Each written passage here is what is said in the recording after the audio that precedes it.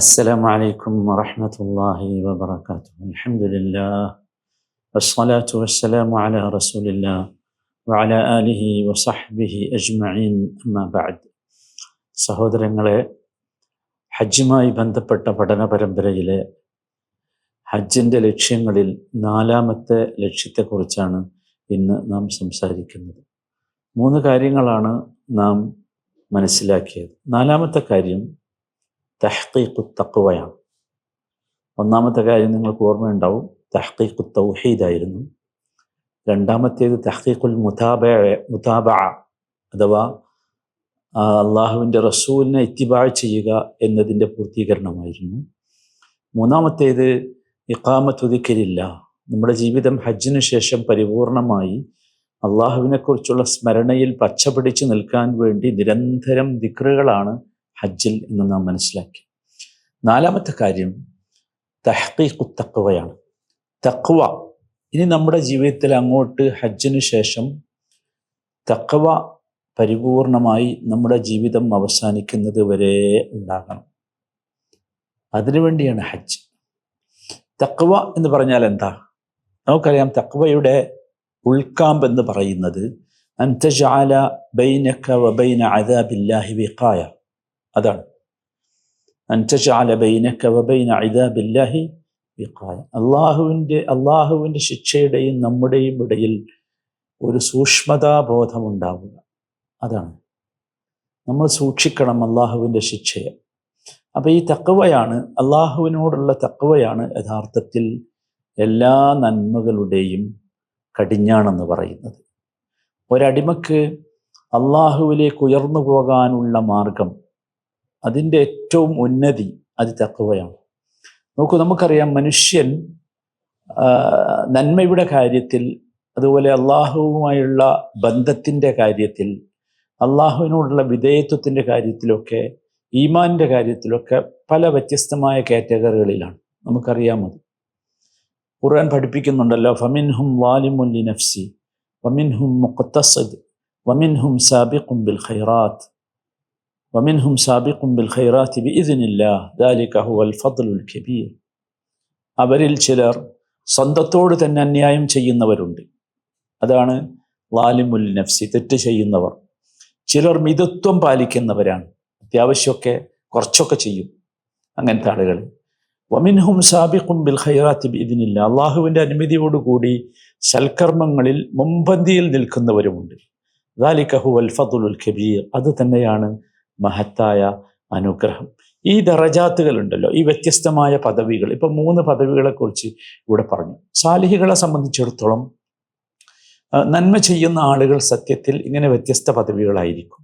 നമ്മളെപ്പോഴും മനസ്സിലാക്കണം, ഏറ്റവും കൂടുതൽ അള്ളാഹുവിന് വിധേയപ്പെട്ട് ജീവിക്കുക, ഏറ്റവും കൂടുതൽ അള്ളാഹുവിനെ ഓർക്കുന്നവരാണ്, സ്മരിക്കുന്നവരാണ്, അല്ലെ? ഏറ്റവും കൂടുതൽ ദീനിലേക്ക് അടുത്ത് വരിക, അള്ളാഹുവിലേക്ക് അടുത്ത് വരിക, ഏറ്റവും കൂടുതൽ അള്ളാഹുവുമായി ബന്ധമുള്ളവനാണ്. ഏറ്റവും കുറച്ച് തെറ്റുണ്ടാകാർക്ക, ഏറ്റവും കുറച്ച് തെറ്റ് വരിക, ഏറ്റവും കുറച്ച് അബദ്ധം വരിക. നിങ്ങൾ ആലോചിച്ച് നോക്കൂ. അപ്പം അത് ഈ തഖ്വ ആണ് സത്യത്തിൽ അതിൻ്റെ ഒരു അളവുകോൽ എന്ന് പറയുന്നത്. അപ്പോൾ നമ്മൾ മനസ്സിലാക്കണം, നന്മ ചെയ്യുന്ന ആളുകൾ, സാലിഹ്യങ്ങളുടെ ഗ്രേഡുകളൊക്കെ വ്യത്യസ്തമാണ്. അതിൽ ഉന്നതമായ ഗ്രേഡിൻ്റെ പേരാണെന്ത്? തഖ്വ എന്നുള്ളത്. അതാണ് അഅ്ല ദറജാത്ത്, അതാണ് തഖ്വ, ഏറ്റവും ഉന്നതമായ പദവി. നോക്കൂ, ഞാനത് ഉന്നതമായ പദവി എന്ന് കരുതി തന്നെ പറഞ്ഞതാണ്. നോക്കൂ, നമ്മളെപ്പോഴും മനസ്സിലാക്കേണ്ടത്, നുബൂവത്തിന് ശേഷം, ഞാനത് മനസ്സിലാക്കാൻ വേണ്ടി പറയാം, നുബൂവത്ത് കഴിഞ്ഞാൽ മനുഷ്യന് ലഭിക്കാവുന്ന ഏറ്റവും ഉന്നതമായ പദവിയുടെ പേര് വിലായത്ത് എന്ന്. വിലായത്തുല്ലാഹ്, അള്ളാഹുവിൻ്റെ സഹവർത്തിത്വം കിട്ടുക. വലിയ അതാണല്ലോ, അതാണ് അല ഇന്ന ഔലിയ അല്ലാഹ് ലാ ഖൗഫുൻ അലൈഹിം വലാ ഹും യഹ്സനൂൻ. അള്ളാഹുവിൻ്റെ ഔലിയാക്കൾ, അവർക്ക് ഭയപ്പെടേണ്ടതില്ല, അവർ ദുഃഖിക്കേണ്ടതില്ല. ആരാണ് അള്ളാഹുവിൻ്റെ ഔലിയാക്കൾ? അല്ലദീന ആമനു വകാനു യത്തഖൂൻ. കൃത്യമായിട്ട് പറഞ്ഞവിടെ, ഈമാനുള്ളവരും തഖ്വയുള്ളവരുമാണ് അള്ളാഹുവിൻ്റെ ഔലിയാക്കൾ. അതുകൊണ്ടാണ് ഞാൻ നുബുവത്ത് കഴിഞ്ഞാൽ ഏറ്റവും മനുഷ്യന് ലഭിക്കാവുന്ന ഉന്നതമായ പദവി എന്ന് പറയുന്നത് വിലായത്താണ് എന്ന് പറയാൻ കാരണം. ആ വിലായത്ത് ഉണ്ടാകുന്നത് എന്തിൽ നിന്നാണ്? തഖ്വയിൽ നിന്നാണ്. ഈമാനിൽ നിന്നും തഖ്വയിൽ നിന്നാണ്. അതാണ്. നോക്കൂ, നമ്മൾ ഖുനൂത്തിൽ പ്രാർത്ഥിച്ചില്ലേ, അല്ലാഹുമ്മ ഹ്ദിനി ഫീമൻ ഹദൈത് വആഫിനി ഫീമൻ ആഫൈത് വതവല്ലനി ഫീമൻ തവല്ലൈത് വതവല്ലനി ഫീമൻ തവല്ലൈത്. അല്ലാഹുമ്മ ഹ്ദിനി ഫീമൻ ഹദൈത്. അല്ലാഹുവേ, ഹിദായത്ത് നൽകപ്പെട്ട ഒരുപാട് ആളുകൾ ഭൂമിയിലുണ്ട്, അവരുടെ കൂട്ടത്തിൽ എന്നെയും പെടുത്തുക. അല്ലാഹുവേ, ആഫിയത്ത് നൽകപ്പെട്ട ഒരുപാട് ആളുകൾ ഭൂമിയിലുണ്ട്, അവരുടെ കൂട്ടത്തിൽ എന്നെയും പെടുത്തണം. പിന്നെ പറഞ്ഞ എന്താ? വതവല്ലനി ഫീമൻ തവല്ലൈത്. അല്ലാഹുവേ, നിന്റെ വിലായത്ത് കിട്ടിയ, നിന്റെ സ്നേഹം കിട്ടിയ ഒരുപാട് ആളുകൾ ഭൂമിയിലുണ്ട്, അവരുടെ കൂട്ടത്തിൽ എന്നെയും പെടുത്തണം എന്ന്. സുബ്ഹാനല്ലാഹ്, ആലോചിച്ചു. അപ്പൊ നമ്മൾ ആരാണ് വലിയ? സത്യത്തിൽ വലിയ എന്ന് പറഞ്ഞാൽ അള്ളാഹു മനുഷ്യരുടെ ഇടയിൽ നിന്ന് പ്രത്യേകമായി തെരഞ്ഞെടുത്തവരാണ്. അവർക്ക് അള്ളാഹു കറാമത്ത് നൽകും, അവർക്ക് അള്ളാഹു പ്രത്യേകമായ ശ്രദ്ധ നൽകും, അവർക്ക് അവരുടെ ജീവിതത്തിൽ ആവശ്യമുള്ളതൊക്കെ അള്ളാഹു നൽകും. അതാണ് വിലായത്ത്. അത് നമ്മൾ മനസ്സിലാക്കണം. അള്ളാഹു തൻ്റെ സൃഷ്ടികളിൽ നിന്ന് തിരഞ്ഞെടുത്ത് അവൻ്റെ കൃപ, അവൻ്റെ പരിചരണം, അവൻ്റെ മാർഗനിർദ്ദേശം, അങ്ങനെ മാത്രമല്ല ജീവിതത്തിൽ അവർക്ക് ആവശ്യമായ സൗകര്യം, ഇതൊക്കെ നൽകും വലിയൻ. ഈ വിലായത്ത്, ഈ സൗഹൃദം, അത് ഒന്നുമില്ലായ്മതിൽ നിന്ന് വന്നതല്ല. അല്ല, പൊട്ടിമുളക്കൂല വിലായത്ത്. നമ്മളെ നാട്ടിൽ കാണുന്ന വിലായത്തിനെ കുറിച്ച് അല്ലട്ടോ ഞാൻ പറയുന്നത്. അത് പൊട്ടിമുളക്കണതാണ്. പച്ച തുണി ഇട്ടാൽ അല്ലെങ്കിൽ വലിയ ഒരു തലയെക്കെട്ട് കിട്ടി, അതല്ല. മറിച്ച് ഈ ഒറിജിനൽ വിലായത്ത് എന്ന് പറയുന്നത് നമ്മൾ മനസ്സിലാക്കേണ്ടത്, നമ്മൾ ഈ കാലത്തിന്റെ ഒഴുക്കിനനുസരിച്ച് സഞ്ചരിച്ചാൽ വിലായത്ത് കിട്ടൂല. അല്ല, അത് ഒരു വ്യക്തിയിൽ നിന്ന് മറ്റൊരു വ്യക്തിയിലേക്ക് അനന്തരാവകാശം നൽകപ്പെടുന്ന നല്ല വിലായത്ത്, അല്ലെങ്കിൽ ഒരു മനുഷ്യനിൽ നിന്ന് മറ്റൊരു മനുഷ്യരിലേക്ക് പാരമ്പര്യമായി കൈമാറ്റം ചെയ്യപ്പെടുന്നതല്ല വിലായത്ത്. മറിച്ച് വിലായത്ത് എന്നത് തഖ്വയുടെ പ്രൊഡക്റ്റാണ്, തഖ്വയിൽ നിന്നുണ്ടാകുന്നത്. അതാണ് അല്ലദീന ആമനു വകാനു യത്തഖൂൻ എന്ന് പറഞ്ഞു. സഹോദരങ്ങളെ, നമുക്ക് തഖ്വയുള്ളവരാകണ്ടേ, നമുക്ക് വലിയകളാകണ്ടേ? വലിയകളാകണമെങ്കിൽ എളുപ്പമാണ്. എന്താ? തഖ്വയുള്ളവരാകുക. എങ്ങനെ തഖ്വ ഉള്ളവരാവുക? എന്താണ് ഈ തഖ്വ എന്ന് പറഞ്ഞാൽ? എങ്ങനെ തഖ്വ ഉള്ളവരാവുക? തഖ്വ എന്നത് എന്താ? അതൊരു ഇബാദത്താണോ? അല്ല, ഇബാദത്തല്ല. അത് ഒരു സുലൂക്കാണ്. സുലൂക്ക് എന്ന് പറഞ്ഞാൽ ജീവിത രീതിയാണ് തഖ്വ എന്ന് പറയുന്നത്. ഓരോ ചുവടുവെപ്പിലും, നമ്മുടെ ഓരോ സ്റ്റെപ്പിലും നമ്മൾ പിന്തുടരുന്നത് ആരെയാണ്? അതാണ് തഖ്വ നിശ്ചയിക്കുന്നത്. കൂടുതൽ നന്മയും അള്ളാഹുവിനോട് കൂടുതൽ അടുക്കുന്നതും അള്ളാഹുവിൻ്റെ പ്രീതി നേടുന്നതിലേക്ക് എത്തിക്കും നമ്മളെ. അങ്ങനെ അള്ളാഹുവിൻ്റെ പ്രീതി കിട്ടുമ്പോൾ, അതാണല്ലോ വിലായത്ത്. ആ പ്രീതി കിട്ടുവാൻ ഉള്ള മാർഗം, പാത, അതെന്താ? അത് തഖ്വയാണ്. അള്ളാഹു സുബ്ഹാനഹു വ തആല ഈ തഖ്വയെ മനുഷ്യനെ സംബന്ധിച്ചിടത്തോളം അവൻ്റെ ജീവിതത്തിലെ എല്ലാ നന്മക്കും കാരണം ഇസ്ലാമിൻ്റെ വീക്ഷണം തഖ്വയാണെന്ന്. ഖുർആൻ മറിച്ച് നോക്കിയാൽ അത് കാണും. വമൻ യത്തഖില്ലാഹ യജ്അൽ ലഹു മഖ്റജ. തഖ്വയുണ്ടെങ്കിൽ അവൻ അള്ളാഹു ഒരു പോംവഴി ഉണ്ടാക്കി കൊടുക്കും. നിങ്ങൾ ആലോചിച്ച് നോക്കൂ. അപ്പൊ ജീവിതത്തിന്റെ എല്ലാ പ്രശ്നങ്ങൾക്കുമുള്ള പോംവഴിയാണ്, ജീവിതത്തിന്റെ താക്കോലാണ് എന്ത്? തഖ്വ. വമൻ യത്തഖില്ലാഹ യജ്അൽ ലഹു മഖ്റജ വയർസുഖുഹു മിൻ ഹൈസു ലാ യഹ്തസിബ്. യർസുഖുഹു മിൻ ഹൈസു ലാ യഹ്തസിബ്. ഒരിക്കലും അവൻ വിചാരിക്കാത്ത മാർഗത്തിൽ അവന് അള്ളാഹു റിസ്ക് നൽകും. സുബ്ഹാനല്ലാഹ്. തഖ്വ ഉണ്ടെങ്കിൽ നിങ്ങൾ ആലോചിച്ച് നോക്കൂ. അപ്പൊ നമ്മുടെ ഉപജീവന മാർഗം ദുർബലമായി എന്ന് വെക്കുക, നമ്മുടെ ചെലവുകൾ വർദ്ധിച്ചു എന്ന് വെക്കുക, നമുക്ക് കടങ്ങൾ കൂടി, നമ്മൾ തളർന്നു, എക്സ്ട്രാ ജോലി, ഓവർ ടൈം ജോലി കിട്ടാനില്ല, അധിക സോഴ്സ് ഓഫ് ഇൻകം ഇല്ല, വരുമാന സ്രോതസ് അധികം കണ്ടെത്താൻ കഴിയുന്നില്ല. അലൈക ബിതഖ്വല്ലാഹ്. അതൊരു പരിശോധനയാണ് സഹോദരന്മാരെ, നമുക്ക് തഖ്വ ഉണ്ടോ എന്നുള്ളത്. അവിടെയാണ് നമ്മൾ തഖ്വയുള്ളവരാകേണ്ടത്. നോക്കൂ, മാത്രമല്ല അള്ളാഹു മറ്റൊരുത്തിൽ പറഞ്ഞു, വമൻ യത്തഖില്ലാഹ യജ്അൽ ലഹു മിൻ അംരിഹി യുസ്റ. അതെ, നിങ്ങൾക്ക് തഖ്വയുണ്ടെങ്കിൽ അള്ളാഹു അവൻ്റെ കാര്യം എളുപ്പമാക്കും. നമുക്ക് പലപ്പോഴും തോന്നാറില്ലേ, എല്ലാ വാതിലുകളും നമ്മുടെ മുമ്പിൽ കൊട്ടിയടക്കപ്പെട്ടു, എൻ്റെ പ്രശ്നത്തിന് പരിഹാരമില്ല, ജീവിതം കുടുസായി, ഭൂമി കുടുസായി. എന്താ വഴി? എളുപ്പമാകാനുള്ള വഴി അത്തഖ്വ. അത്തഖ്വ ഹുവ മിഫ്താഹു തൈസീർ. അതാണ് മിഫ്താഹു തൈസീർ. എളുപ്പമാക്കാനുള്ള താക്കോലാണെന്ത്? തഖ്വ. 2. മൂന്നാമതായി അള്ളാഹു പറഞ്ഞു, വമൻ യത്തഖില്ലാഹ യുകഫിർ അൻഹു സയ്യിആതി വയഉളിം ലഹു അജ്റ. സുബ്ഹാനല്ലാഹ്. ഒരാൾ തഖ്വയുണ്ടെങ്കിൽ അവൻ്റെ തിന്മകളെ അള്ളാഹു മായ്ച്ചു കളയും. മാത്രമല്ല അവന് വലിയ പ്രതിഫലം അള്ളാഹു നൽകും. സുബ്ഹാനല്ലാഹ്. എന്താ നമ്മൾ മനസ്സിലാക്കേണ്ടത് ഇവിടെ? ദുനിയാവിലായാലും ആഖിറത്തിലായാലും നന്മകളുടെ സോഴ്സ് ഒരു വിശ്വാസിയെ സംബന്ധിച്ചിടത്തോളം എന്താണ്? തഖ്വയാണ്. ദുനിയാവും കിട്ടും, ആഖിറത്തും കിട്ടും. സുബ്ഹാനല്ലാഹ്. ദുനിയാവാണ് ഞാൻ ഇതുവരെ പറഞ്ഞതൊക്കെ. ഇനി നിങ്ങൾ ആഖിറത്തിലേക്ക് വന്ന് നോക്കൂ. ഒരു മനുഷ്യൻ പരലോകത്തെത്തിയാൽ അവന് നേരിടേണ്ടി വരുന്ന ഏറ്റവും ഭയാനകമായ അവസ്ഥ ഏതാണെന്നറിയുന്നത്? ഏറ്റവും ഭയാനകമായ അവസ്ഥ അത് സിറാത്തിലൂടെയുള്ള നടത്തമാണ്. സിറാത്ത് ഇട്ടിട്ടുള്ളത് എവിടെയാണ്? സിറാത്ത് അത് നരകത്തിന്റെ മുകളിലാണ്. ആ സിറാത്തിലൂടെ പോകണം. ആ നരകത്തിന്റെ മുകളിലുള്ള സിറാത്തിലൂടെ കടന്നു പോവുക എന്ന കടമ്പയാണ് ആഖിറത്തിലെ ഏറ്റവും വലിയ പ്രശ്നം. അള്ളാഹു പറഞ്ഞില്ലേ, വഇൻ മിൻകും ഇല്ലാ വാരിദുഹാ കാന അലാ റബ്ബിക ഹത്മൻ മഖ്ദിയ. എല്ലാവരും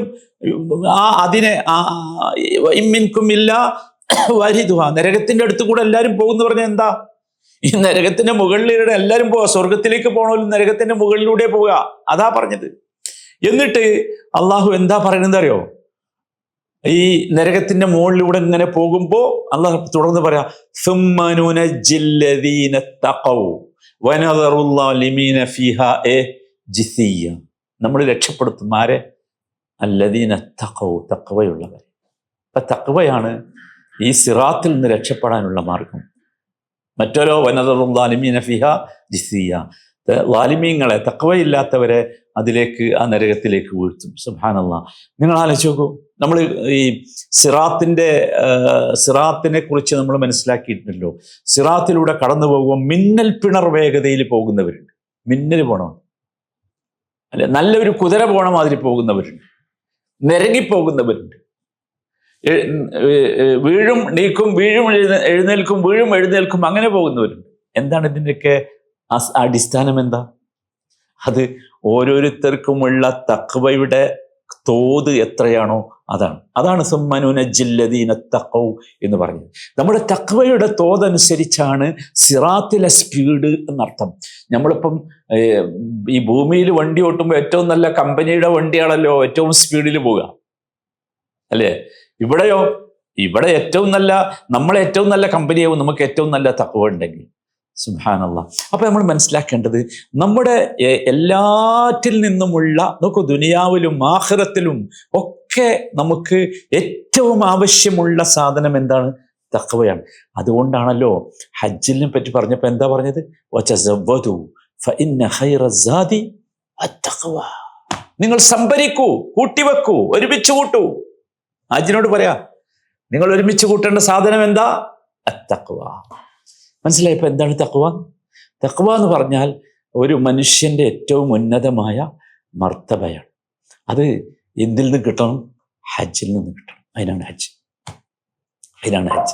ചിലപ്പോൾ ഞാനിത് പറയുമ്പോൾ എൻ്റെ ഈ ശബ്ദം കേൾക്കുന്നവർ അല്ലെങ്കിൽ ഹജ്ജിന് വന്നവരിലൊക്കെ പല ആൾക്കാരും ഉണ്ടാവും. ഒരുപാട് തെറ്റുകൾ ചെയ്ത ആൾക്കാരുണ്ടാവും, ഒരുപാട് വീഴ്ച പറ്റിയ ആൾക്കാരുണ്ടാവും. അവർക്ക് ചിലപ്പോൾ തോന്നും, പലരും ചോദിച്ചിട്ടുണ്ട്, അവർക്ക് തോന്നും, ഞങ്ങൾക്ക് എങ്ങനെയാണ് തഖ്വ കിട്ടുക? ഞങ്ങൾ ആ തെറ്റ് ചെയ്തിട്ടുണ്ട്, ഈ തെറ്റ് ചെയ്തിട്ടുണ്ട്, ഈ സാലിഹ്യങ്ങളുടെ കൂടെ മത്സരിച്ച് ഞങ്ങൾക്ക് തഖ്വ കിട്ടുമോ? എൻ്റെ അടുത്ത് ഒന്നുമില്ല, ഞാൻ ഈ ഹജ്ജിന് വന്നു എന്നേ ഉള്ളൂ, ഒന്നുമില്ല എൻ്റെ അടുത്ത്, അങ്ങനെ പറയും. പക്ഷേ നിങ്ങൾ മനസ്സിലാക്കണം, നിങ്ങളിവിടെ എത്തിയില്ലേ, നിങ്ങൾ ഹാജിയല്ലേ, ഹജ്ജിന് വന്നില്ലേ? ഹജ്ജിന് വരാനുള്ള തൗഫീഖ് അല്ലാഹു നിങ്ങൾക്ക് തന്നില്ലേ? നിങ്ങളെങ്ങോട്ട് കൊണ്ടുവന്നത്? നിങ്ങളെ ഒരു പാഠശാലയിലേക്ക് കൊണ്ടുവന്നതാ. തഖ്വ പഠിപ്പിക്കാനുള്ള പാഠശാലയിലേക്ക്, മദ്രസത്ത് തഖ്വയിലേക്കാ കൊണ്ടുവന്നത്. 5-6 ദിവസം നിങ്ങൾക്ക് നിരന്തരമായ കോഴ്സാണ്, സ്റ്റെപ്പ് ബൈ സ്റ്റെപ്പ്. ഓരോ സ്റ്റെപ്പിലും ഉദ്ദേശിക്കുന്നത് അല്ലാഹു നിങ്ങളെ തഖിയാക്കി വിടണം എന്നാണ്. അതാണ് ഹാജിമാര്. നമ്മൾ തിരിച്ചു പോകേണ്ടത്, ഹാജിമാർ തിരിച്ചു പോകേണ്ടത് തഖിയായിട്ടായിരിക്കണം, മുത്തഖിയായിട്ടായിരിക്കണം. എന്നിട്ട് നമുക്ക് ജീവിതാന്ത്യം വരെ ആ തഖ്വ കാത്ത് സൂക്ഷിച്ച് ജീവിക്കാനാകണം. അതിനുള്ള ട്രെയിനിങ് തരാനാണ് നിങ്ങളെ വിളിച്ചത്. അതാണ്. ഏതുപോലെ സലഫ് സാലിഹികളുടെ ചരിത്രത്തിൽ നമ്മൾ കാണുന്നത് പോലെ, സഹാബത്തിന്റെ ചരിത്രത്തിൽ കാണുന്നത് പോലെ നമ്മൾ വിചാരിക്കരുത്, നോക്കൂ, നമ്മൾ വിചാരിക്കരുത് തഖ്വ ഉള്ള ആളുകളുടെ കാലം കഴിഞ്ഞു, അങ്ങനെ പറയരുത്. തഖ്വ ആ സലഫ് സാലിഹിങ്ങൾക്ക് മാത്രമുള്ളതാണ്. പറയരുത്. വിലായത്ത് സലഫുകൾക്ക് മാത്രമുള്ളതാണ്, പറയരുത്. തഖ്വയുടെയും വിലായത്തിന്റെയും ഒക്കെ പേജുകൾ അള്ളാഹു പൂട്ടിവെച്ചു, പറയരുത്. ഇല്ല, അള്ളാഹുവിന്റെ ഔലിയാക്കന്മാർ ഇപ്പോഴുമുണ്ട്. അള്ളാഹുവിന്റെ തഖ്വയുള്ള അടിമകൾ ഇപ്പോഴുമുണ്ട്, എല്ലാ കാലത്തും ഉണ്ടാകും. എന്തുകൊണ്ടാണ് സഹോദരന്മാരെ ഞാനും നിങ്ങളും അതിൽ പെടൂലേ? പെടണ്ടേ? നമ്മളെന്തിനാ നമ്മളെ കൊച്ചാക്കുന്നത്, നമ്മളെ നിസ്സാരമാക്കുന്നത്, നമ്മളെ ചെറുതാക്കുന്നത്? എന്തിനാ ചെറുതാക്കുന്നത്? നമ്മൾ മനസ്സിലാക്കണം, നമ്മൾ ഉപയിൽപ്പെടും. അള്ളാഹു അതിനാണ് നമുക്ക് ഹജ്ജ് തന്നത്, അതിനാണ് ഹജ്ജ്. ഹജ്ജ് നമ്മളെ അതാണ് പഠിപ്പിക്കുന്നത് സഹോദരന്മാരെ. 5-6 ദിവസം പ്രത്യേകമായ ഒരു രീതിയിലുള്ള നമ്മുടെ ജീവിതം. ആ ജീവിതം എന്തിനാന്ന് ചോദിച്ചാൽ ഈ തഹ്ഖീഖു തഖ്വക്കാണ്. അള്ളാഹുവിന് ഇഷ്ടം അതാണ്. നമുക്ക് തഖ്വ കിട്ടി പറഞ്ഞേക്കണം. അതാണ് ഹജ്ജിന്റെ പ്രധാനമായ 4ാമത്തെ ലക്ഷ്യം. അത് നമ്മൾ മനസ്സിലാക്കണം. പക്ഷെ ഇവിടെ നമ്മൾ എന്താകരുത്? അലസന്മാരാകരുത്, മടിയന്മാരാകരുത്. നോക്കൂ, നമ്മൾ ഇത് മാത്രം ചിന്തിച്ചാൽ മതി. ഞാനിവിടെ എത്തിയില്ലേ? മില്യൺ കണക്കിന് മുസ്ലിങ്ങളില്ലേ ലോകത്ത്, ഇല്ലേ? എന്നിട്ട് ഈ വർഷം അള്ളാഹു തെരഞ്ഞെടുത്ത 10-20 ലക്ഷത്തിൽ ഞാനും പെട്ടില്ലേ? അതുപോലെ നിനക്ക് തഖ്വ തരാൻ വേണ്ടിയാണ് നിന്നെ സെലക്ട് ചെയ്തത്. അതുകൊണ്ട് നമ്മളിവിടുന്ന് തിരിച്ചു പോകേണ്ടത് തഖ്വ അറിഞ്ഞുകൊണ്ടായിരിക്കണം, തഖ്വ മനസ്സിലാക്കിക്കൊണ്ടായിരിക്കണം, തഖ്വയുടെ മാർഗത്തിൽ പ്രവേശിച്ചുകൊണ്ടായിരിക്കണം, സ്വർഗത്തിൽ ഒരു സീറ്റ് ഉറപ്പിച്ചുകൊണ്ടായിരിക്കണം. അതല്ലാതെ സഹോദരന്മാരെ ഒരിക്കലും നമ്മൾ നമ്മളെക്കുറിച്ച് ചെറുതായി കാണരുത്. എനിക്ക് കിട്ടൂല, എനിക്ക് സാലിഹാനും കഴിയില്ല, എനിക്ക് തഖ്വ ഉള്ളവനൊന്നും കഴിയില്ല.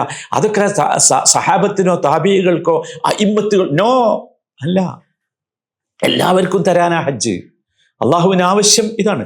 പക്ഷെ പ്രശ്നം എന്താ വെച്ചാൽ ഞാനും നിങ്ങളും മടിയന്മാരാകുമ്പോൾ ഒരു പ്രശ്നമുണ്ട്. നമ്മുടെ മനസ്സ് ആ തഖ്വയുടെ ആഴമേറിയ അർത്ഥത്തിൽ നിന്ന് വ്യതിചലിച്ചു പോകും. നമുക്ക് തഖ്വയുടെ പങ്ക് നേടുന്നതിൽ അപ്പോൾ നമ്മൾ പരാജയപ്പെടും. അതാണ് പ്രശ്നം. മടിയന്മാരാകും. നോക്കൂ, ജീവിതത്തിലെ സന്തോഷങ്ങളുടെ പങ്ക് ഉറപ്പാകണമെങ്കിൽ നമുക്ക് തഖ്വ നേടിയെടുക്കണം. തഖ്വ സഹോദരന്മാരെ നമ്മളെല്ലാവരും, ഞാനിപ്പോൾ പറഞ്ഞല്ലോ നിങ്ങളോട്, ദുനിയാവിൻ്റെയും ആഖിറത്തിൻ്റെയും സഅദത്ത് എന്താണ്? തഖ്വയാണ്. ഒരു മനുഷ്യന് കിട്ടാവുന്ന നുബുവത്ത് കഴിഞ്ഞാൽ ഏറ്റവും പ്രധാനപ്പെട്ട മർത്തബ ഏതാണ്? തഖ്വയാണ്. ഹജ്ജ് മുഴുവൻ അതാണ്. ഹജ്ജിൻ്റെ ഏത് രംഗം നിങ്ങൾ പരിശോധിച്ചു നോക്കൂ. നമ്മളതിൻ്റെ ഉള്ളിലേക്ക് വന്നാൽ നമുക്ക് മനസ്സിലാക്കാൻ കഴിയും. അത് നമ്മൾ ശരിക്കും മനസ്സിലാക്കണം. ഹജ്ജുമായി ബന്ധപ്പെട്ട ആയത്തുകളൊന്ന് പരിശോധിച്ചു നോക്കുക. സൂറത്തുൽ ബഖറയിലുണ്ട്, സൂറത്തു മാഇദയിലുണ്ട്, സൂറത്തു ഹജ്ജിലുണ്ട്. അവിടെയൊക്കെ നിങ്ങൾ ശ്രദ്ധിച്ചു നോക്കൂ. ഞാൻ ശരിക്കും നിങ്ങൾക്ക് കാണിച്ചു തരാം എന്തിനാണ് ഹജ്ജ് എന്ന്. സൂറത്തുൽ ബഖറയിൽ തുടങ്ങുകയാണ് അല്ലാഹു വഅതിമ്മുൽ ഹജ്ജ വൽ ഉംറത ലില്ലാഹ്, അങ്ങനെയല്ലേ തുടങ്ങി? അതെ. അവസാനിക്കണ എങ്ങനെ അറിയോ? ആയത്ത് വത്തഖുല്ലാഹ വഅലമു അന്നല്ലാഹ ശദീദുൽ ഇഖാബ്. വത്തഖുല്ലാഹ് എന്ത് പറഞ്ഞിട്ട്? ഹജ്ജ് പറഞ്ഞിട്ട്. ഇനി ഹജ്ജിന് വേണ്ടി ഒരുങ്ങാൻ പറയുന്നുണ്ട് അള്ളാഹു. പറയുന്നുണ്ട്. അവിടെ എന്താ പറയുന്നത്? فمن فرض فيهن الحج فلا رفث ولا فسوق ولا جدال في الحج وما تفعلوا من خير يعلمه الله وتزودوا. ഹജ്ജ് ചെയ്യാൻ പറഞ്ഞു. എന്നിട്ട് പറഞ്ഞു വതസവ്വദു, നിങ്ങൾ യാത്രക്ക് തയ്യാറെടുപ്പ് നടത്തണം. തസവ്വദു, സാദ് അതാണ് അല്ലേ? യാത്രക്ക് തയ്യാറെടുപ്പ് നടത്തണം. എന്നിട്ട് ഉടനെ പറയാ ഫഇന്ന ഖൈറസ്സാദി തഖ്വ. യാത്രക്ക് തയ്യാറെടുപ്പ് നടത്തണം എന്ന് പറയുമ്പോൾ നമ്മൾ വിചാരിച്ചത് ബ്രീഫ് കേസ് വേണം, പിന്നെ ഡ്രസ്സ് വേണം, ബ്രഷ് വേണം, പേസ്റ്റ് വേണം, അത് വേണം, ഇത്. നോ, ഫഇന്ന ഖൈറസ്സാദി തഖ്വ. നീ യാത്രക്ക് വേണ്ടി കൊണ്ടുപോകേണ്ട തയ്യാറെടുപ്പിൽ ഏറ്റവും പ്രധാനപ്പെട്ടത് എന്താണ്? തഖ്വയാണ്. നോക്കൂ, നമ്മൾ ബാഗ് എടുത്തിട്ടുണ്ട്, ബാഗിൽ നമ്മൾ ഡ്രസ്സൊക്കെ വെച്ചിട്ടുണ്ട്, നമ്മൾ കീശ തപ്പി, നമ്മുടെ പേഴ്സുണ്ട്, പേഴ്സിൽ പണമുണ്ട്, എല്ലാം ഉണ്ട്. പക്ഷെ തഖ്വ ഇല്ലെങ്കിലോ? നമ്മൾ ആലോചിക്കുക. നമ്മൾ എപ്പോഴെങ്കിലും ചിന്തിച്ചിട്ടുണ്ടോ ഈ ഹജ്ജിന് വേണ്ടി യാത്രക്ക് ഒരുങ്ങിയപ്പോൾ നമ്മൾ എപ്പോഴെങ്കിലും ചിന്തിച്ചിട്ടുണ്ടോ നമ്മുടെ പിന്നെ ചെക്ക് ലിസ്റ്റിലുള്ള എന്തൊക്കെയാണ്? ഇഹ്റാമിന്റെ തുണി, ബെൽറ്റ്, അത്തറ്, ചപ്പല്, അല്ലേ, ഡ്രസ്, ഇത്ര കൂട്ടം മരുന്ന്, ഇതൊക്കെ അല്ലേ ചെക്ക് ലിസ്റ്റിൽ തഖ്വ ഉണ്ടോ? പക്ഷെ അള്ളാഹ് പറയുന്ന ചെക്ക് ലിസ്റ്റിൽ ഒന്നാമത് എന്താ? വതസവ്വദു എന്ന് പറഞ്ഞിട്ട് ഉടനെ പറയാം ഫഇന്ന ഖൈറസ്സാദി അത്തഖ്വ. സുബ്ഹാനല്ലാഹ്. ഇതാണ് നമ്മളോട് അള്ളാഹു ആവശ്യപ്പെടുന്നത്. അതാണ് ഞാൻ പറഞ്ഞത്. ഹജ്ജ് കൊണ്ട് കിട്ടിയത് എന്താണ്? തഖ്വയാണ് എന്ന്. ഇനി നോക്കൂ, ഇനിയും ഹജ്ജിനെ കുറിച്ച് ഇനിയും പറയാം. സൂറത്തുൽ ഹജ്ജിന്റെ അവസാനം കാണാം, സൂറത്തുൽ അഞ്ചിലും സൂറത്തുൽ ബഖറയിലും ഒക്കെ ഉണ്ട്. വദ്കുറുല്ലാഹ ഫീ അയ്യാമിൻ മഅദൂദാത് ഫമൻ തഅജ്ജല ഫീ യൗമൈനി ഫലാ ഇസ്മ അലൈഹി വമൻ തഅഖറ ഫലാ ഇസ്മ അലൈഹി ലിമൻ ഇത്തഖാ. തിരിച്ചു പോരുമ്പോഴേ, മിനയിൽ തിരിച്ചു വരുമ്പോ നിങ്ങൾ 2 ദിവസം നിന്നാലും കുഴപ്പമില്ല, മതി. പക്ഷേ പ്രശ്നം എന്താ? ലിമൻ ഇത്തഖാ, തഖ്വയാണ്. ധൃതി പിടിച്ച് പോരാണെങ്കിൽ പോന്നോ, 3 ദിവസം നിൽക്കണ്ട, തിരക്കുണ്ടെങ്കിൽ പോയിക്കോ. പക്ഷേ പോകുമ്പോ ആര് വേണം? തഖ്വ കൂടെ വേണം. അതാണ് പ്രശ്നം. നോക്കൂ, അപ്പൊ ശരിക്കും നമ്മൾ ശ്രദ്ധിക്കാം. ഇത് വളരെ പ്രധാനപ്പെട്ട ഒരു സംഗതിയാണ്. പിന്നെയും പറയാണ് വത്തഖുല്ലാഹ വഅലമു അന്നകും ഇലൈഹി തുഹ്ശറൂൻ. ഹജ്ജിന്റെ ഇടയിൽ പറഞ്ഞ വത്തഖുല്ലാഹ വഅലമു അന്നകും ഇലൈഹി തുഹ്ശറൂൻ, നിങ്ങൾ തഖ്വയുള്ളവരാകണം. നോക്കൂ, സൂറത്തുൽ മാഇദയിലേക്ക് വന്നാൽ ഭയങ്കര രസമാണ്. അവിടെ കഫാറത്തുകൾ പറയുന്നുണ്ട്. വേട്ടയാടിയാൽ, ഹജ്ജിന്റെ അടിയിൽ വേട്ടയാടാൻ പാടില്ല, വേട്ടയാടിയാലുള്ള പ്രായശ്ചിത്തം പറയുന്നുണ്ട്. അതിങ്ങനെ പറഞ്ഞു കൊണ്ടുവന്നിട്ട് ആ ആയത്ത് അവസാനിക്കണേ എങ്ങനെ അറിയോ? വത്തഖുല്ലാഹല്ലദീ ഇലൈഹി തുഹ്ശറൂൻ. ഹജ്ജാ, നിങ്ങൾ അള്ളാഹുവിനെ സൂക്ഷിക്കണം, ആ അള്ളാഹുവിലേക്കാണ് നിങ്ങൾ ഒരുമിച്ച് കൂട്ടപ്പെടും. ഇനി സൂറത്തുൽ ഹജ്ജിൽ വന്ന് നോക്കൂ, ഹജ്ജിനെ കുറിച്ച് പറയാണ് ذَلِكَ وَمَن يُعَظِّمْ شَعَائِرَ اللَّهِ فَإِنَّهَا مِن تَقْوَى الْقُلُوبِ. അള്ളാഹുവിന്റെ ഷായിറുകളെ കുറിച്ച് പറഞ്ഞു ഹജ്ജിലുള്ള. എന്നിട്ട് പറഞ്ഞു ആ ഷായിറുകളെ ബഹുമാനിക്കുക എന്നത് മിൻ തഖ്വൽ ഖുലൂബ്. നിങ്ങൾ ആലോചിച്ച് നോക്കൂ, ഒരു ഹാജിക്ക് കിട്ടണം എന്ന് അള്ളാഹു ആഗ്രഹിക്കുന്നത് എന്താ? തഖ്വയാണ്. ഇനി അറവിനെ കുറിച്ച് പറയട്ടെ. ഹദിയും ഉദ്ഹിയ്യത്തും ഒക്കെ അറുക്കുമല്ലോ അവിടെ നിങ്ങൾ എന്തറത്താലും കുഴപ്പമില്ല, നിങ്ങൾക്ക് നല്ല വിലയുള്ളത് ഇറക്കാം, വില കുറഞ്ഞത് ഇറക്കാം, ഒക്കെ ഇറക്കാം എന്ന് പറഞ്ഞിട്ട് പറയണം ലയനാലല്ലാഹ് എന്ത് ലുഹുമുഹാ വലാ ദിമാഉഹാ വലാകിൻ യനാലുഹു തഖ്വാ മിൻകും. അള്ളാഹുവിന് നിങ്ങൾ അറുക്കുന്ന ആടിന്റെ അല്ലെങ്കിൽ മാടിന്റെ മാംസം കിട്ടൂല, രക്തം കിട്ടൂല. പക്ഷെ അള്ളാഹുവിന് കിട്ടേണ്ടത് നിങ്ങളുടെ തഖ്വയാണ്. അള്ളാഹ് പരിശോധിക്കുന്നത് അതാണ്. സുബ്ഹാനല്ലാഹ്. എല്ലാ സ്ഥലത്തും നിങ്ങൾ ആലോചിച്ച് നോക്കൂ, എല്ലാ സ്ഥലത്തും നോക്കൂ, നമ്മൾ എപ്പോഴും മനസ്സിലാക്കണം, നമ്മൾ എത്ര പൈസന്റെ വാങ്ങണോ എന്നല്ല വിഷയം, അല്ല, മറിച്ച് അള്ളാഹു നോക്കുന്നത് നമ്മുടെ ഉള്ളിലേക്ക് തഖ്വ ഉണ്ടോ എന്ന്. അപ്പൊ അതുകൊണ്ട് സഹോദരന്മാരെ, ഇത് വളരെ പ്രധാനപ്പെട്ട ഹജ്ജിന്റെ ഒരു ലക്ഷ്യമാണ് എന്നർത്ഥം. ഇനി നമുക്ക് ഹജ്ജിന്റെ കർമ്മങ്ങളിലേക്ക് ഇറങ്ങി നോക്കാം. അവിടെ നമ്മളത് കാണും. ഒന്നാമത്തെ രംഗം നിങ്ങൾ ആലോചിച്ച് നോക്കൂ.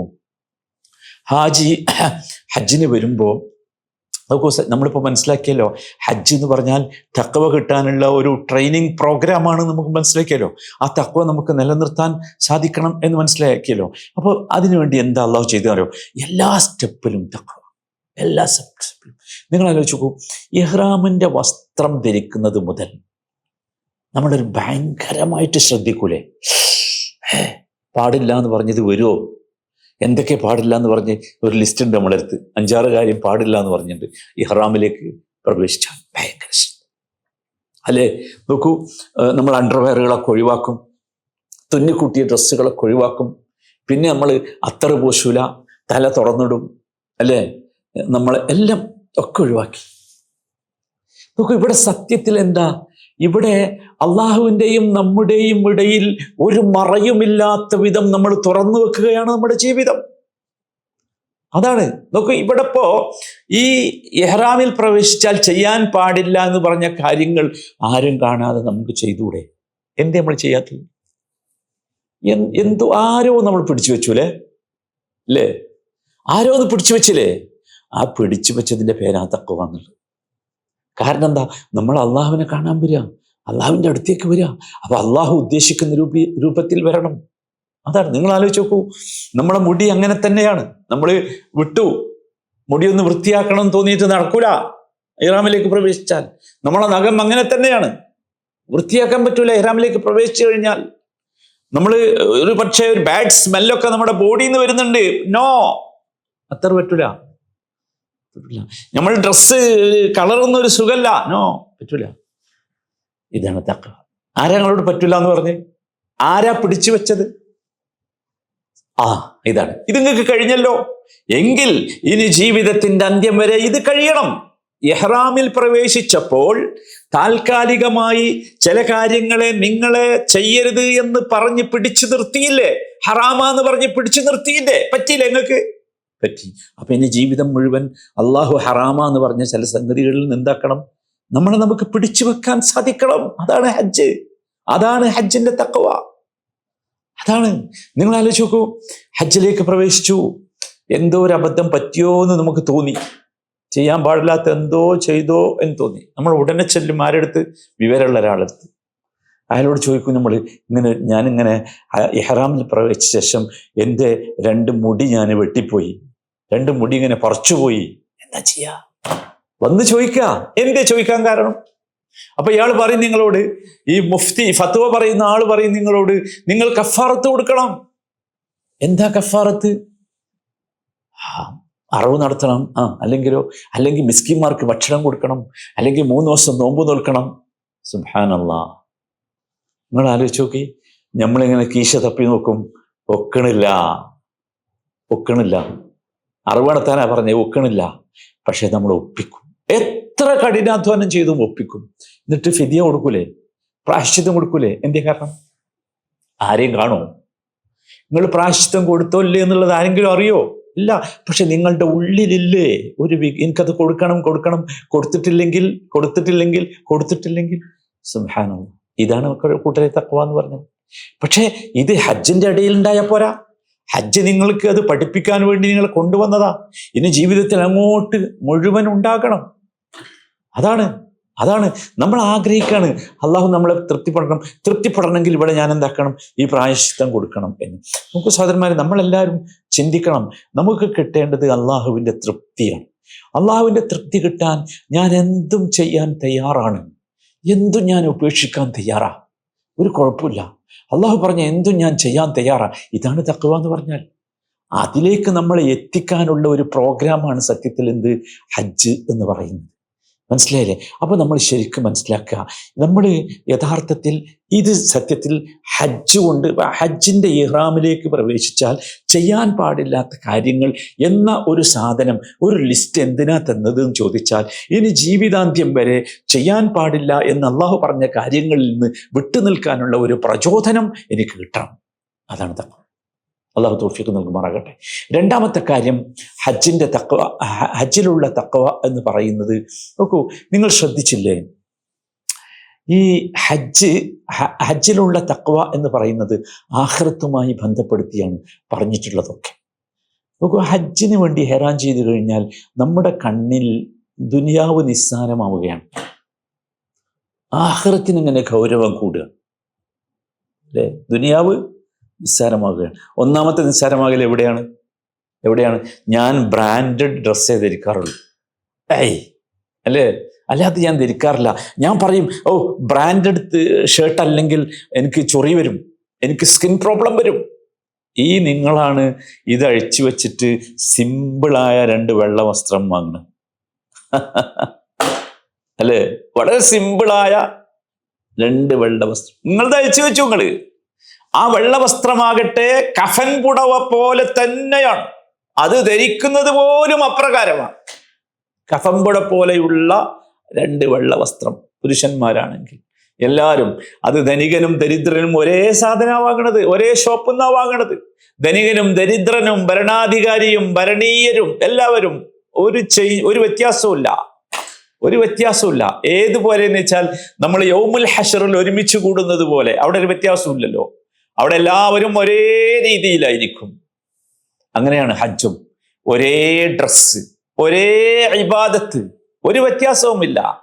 എങ്ങനെയാണോ യൗമുൽ ഹശ്ർ നമ്മൾ ഒരുമിച്ച് കൂട്ടപ്പെടുന്ന ദിവസം എങ്ങനെയാണോ അതുപോലെ ഒരു വ്യത്യാസവുമില്ല. ഇതെന്തിനാ നിങ്ങളെങ്ങനെ ആക്കി? നിങ്ങൾക്ക് തഖ്വ കിട്ടാനാ. അതെ, ഉള്ളിൽ നമുക്ക് തോന്നണം, ഞാനൊന്നുമല്ല, എൻ്റെ ഡ്രസ്സൊന്നുമല്ല, എൻ്റെ ദുനിയാവ് ഒന്നുമല്ല. നോക്കൂ, ഈ യൗമുൽ ഖിയാമത്തിലെ യൗമുൽ ഹശ്റിൽ ഒരുമിച്ച് കൂട്ടപ്പെടുന്ന ദിവസം എപ്രകാരമാണോ നാം നിൽക്കുന്നത് അപ്രകാരമാണ് ഹജ്ജ്. അപ്രകാരം ഒരു വ്യത്യാസമില്ല. ഡ്രസ്സിൽ മാത്രമല്ല, മനോഭാവം പോലും അങ്ങനെയാണ്. എല്ലാവരും, നിങ്ങൾ ആലോചിച്ച് നോക്കി, ഒരേ സമയത്ത് എല്ലാവരും എവിടെ എത്തണം? അറഫയിലെത്തണം. മഹ്ശറിൽ അള്ളാഹു വിളിച്ചാൽ എല്ലാവരും വരുന്നത് പോലെ. സുബ്ഹാനല്ലാഹ്. സുബ്ഹാനല്ലാഹ്. എന്നിട്ട് അള്ളാഹു എന്താ പറയുന്നത്? ഹജ്ജിനെ കുറിച്ച് പറയുമ്പോൾ അവസാനിപ്പിക്കണം എന്ത് പറഞ്ഞിട്ടാ? എത്ര സ്ഥലങ്ങളിലറിയോ? വത്തഖുല്ലാഹ വഅലമു അന്നകും ഇലൈഹി തുഹ്ശറൂൻ. ഹജ്ജിനെ പറഞ്ഞതൊക്കെ അവസാനിക്കണം അങ്ങനെ. വത്തഖുല്ലാഹ്, നിങ്ങൾ തഖ്വയുള്ളവരാകണം. വഅലമു അന്നകും ഇലൈഹി തുഹ്ശറൂൻ, അത് പറഞ്ഞിട്ടാ പറയണത് തഖ്വയുള്ളവരാകണം. വഅലമു അന്നകും ഇലൈഹി തുഹ്ശറൂൻ, നിങ്ങളെല്ലാവരും അള്ളാഹുവിലേക്ക് ഒരുമിച്ച് കൂട്ടപ്പെടും എന്നത് നിങ്ങൾ മറന്നു പോകരുത് എന്ന്. നോക്കൂ, ഇവിടെ ഹജ്ജും ഹശ്റും തമ്മിൽ ഒരു വല്ലാത്ത ബന്ധം അല്ലേ? ഹജ്ജും ഹഷറും, ഹഷർ എന്ന് പറഞ്ഞാൽ മഹ്ഷറിൽ ഒരുമിച്ച് കൂടുന്ന ആ ഒരുമിച്ച് കൂടലാണ്. ഹജ്ജും ഒരേ മാതിരി, ഒരു വ്യത്യാസവും ഇല്ല. എന്തിനാണ് ഇങ്ങനെ സഹോദരന്മാരെ? നമ്മൾ മനസ്സിലാക്കണം, ഇത് നമ്മുടെ ഹൃദയത്തെ ആഖിറത്തുമായി അള്ളാഹു ബന്ധിപ്പിക്കുകയാണ്. എടാ, നീ ഹജ്ജിനല്ലേ വന്നത്? ഹജ്ജിന് വന്നാൽ നിനക്ക് കിട്ടേണ്ട ഏറ്റവും പ്രധാനപ്പെട്ടത് ഈ ബന്ധമാണ്. എൻ്റെ ഈ ഭൗതിക ജീവിതവും ആഖിറത്തിലെ ജീവിതവും തമ്മിൽ പരസ്പരം ബന്ധപ്പെട്ട് കിടക്കണം. അപ്പോഴാണ് നമുക്ക് തഖ്വ കിട്ടുക. എന്നിട്ട് നിങ്ങൾ ആലോചിച്ച് നോക്കൂ, അങ്ങനെ ആഖിറത്തുമായി ബന്ധപ്പെടുമ്പോൾ നമ്മളറിയാതെ നമ്മുടെ ഉള്ളിൽ തഖ്വ ജനിക്കും, തഖ്വ വളരും. അതാണ് തഖ്വ വളരും. എന്നിട്ട് ജീവിതത്തിന്റെ എല്ലാ സ്റ്റെപ്പുകളിലും നമ്മൾ അങ്ങനെയാകും. അത് നമുക്ക് അനുഭവിക്കാൻ കഴിയും. തഖ്വ അത് മനസ്സിൽ സൂക്ഷിക്കാൻ കഴിയും. അത് നമ്മുടെ ഹജ്ജിൽ നിന്നുണ്ടാകും. ഈ തഖ്വ ഉണ്ടാകാനുള്ള നടപടികൾ നമ്മൾ സ്വീകരിക്കാൻ നമ്മൾ ആഗ്രഹിക്കും. അപ്പൊ എന്ത് ചെയ്യും? പാപത്തിൽ വീഴുന്നതും തെറ്റുകളെ നിസ്സാരമായി കാണുന്നതും ഒക്കെ നമ്മൾ ഒഴിവാക്കും ഹജ്ജിലൂടെ. അതെ, ചെറിയ കാര്യം പോലും നമുക്ക് ഗൗരവമുള്ളതാവും ഹജ്ജ് കഴിഞ്ഞാൽ. ഹജ്ജ് കൊണ്ടുള്ള തഖ്വ അതാണ്. അപ്പോൾ നിഷിദ്ധമായതിനോട്, ഹറാമായതിനോട് ഒരല്പം മൃദുലതയോ അല്ലെങ്കിൽ നിഷിദ്ധമായ ആഗ്രഹങ്ങളോ ഒന്നും വരൂല.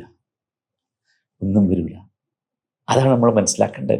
നിങ്ങൾ ആലോചിച്ച് നോക്കൂ, ഹജ്ജിന്റെ ഇടയിലുള്ള മറ്റേ വേട്ടയാടുന്നതിനെ കുറിച്ച് ഖുർആൻ പറയുന്നുണ്ട് സൂറത്ത് മാഇദയിൽ.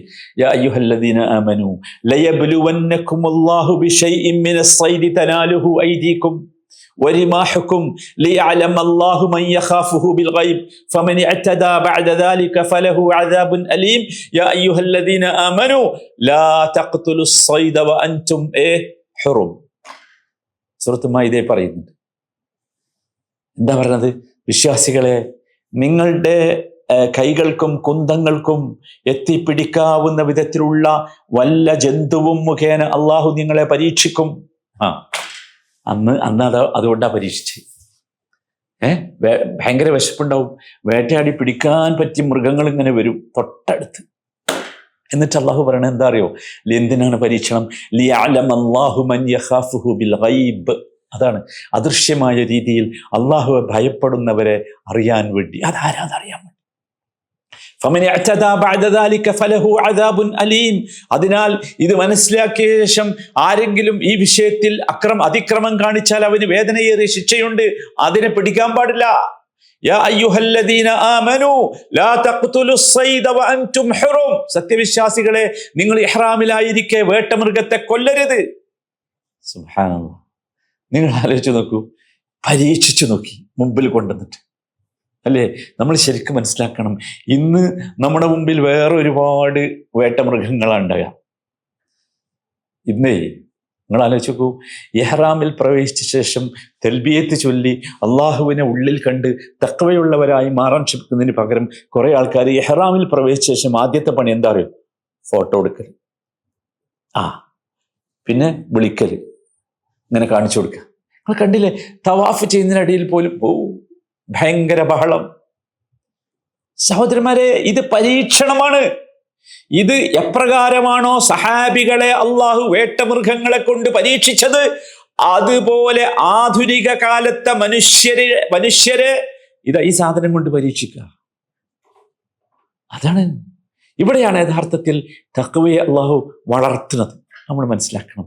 ഈ രീതിയിൽ നമ്മൾ എന്ത് വേണം ചോദിച്ചാൽ, ഹജ്ജ് കഴിഞ്ഞ് പോകുമ്പോൾ നമ്മൾ നമ്മുടെ കണ്ണിൻ്റെ മുമ്പിൽ വന്നാലും ശരി, ഞാൻ തൊടൂല, എല്ലാ സൗകര്യം കിട്ടിയാലും ശരി, ഞാൻ ഹജ്ജ് ചെയ്തു, ഹജ്ജിൽ നിന്ന് എനിക്ക് തഖ്വയുടെ തർബിയത്ത് കിട്ടി. അതാണ് ഹജ്ജിൻ്റെ ഏറ്റവും പ്രധാനപ്പെട്ട നാലാമത്തെ ലക്ഷ്യം അള്ളാഹു മനസ്സിലാക്കാനും ഉൾക്കൊള്ളുവാനും തഖ്വയുള്ളവരായി മാറാനും തൗഫീഖ് നൽകുമാറാകട്ടെ. സുബ്ഹാനക അല്ലാഹുമ്മ ബിഹംദിക് അഷ്ഹദു അൻ ലാ ഇലാഹ ഇല്ല അൻത അസ്തഗ്ഫിറുക വ അതൂബു ഇലൈക്.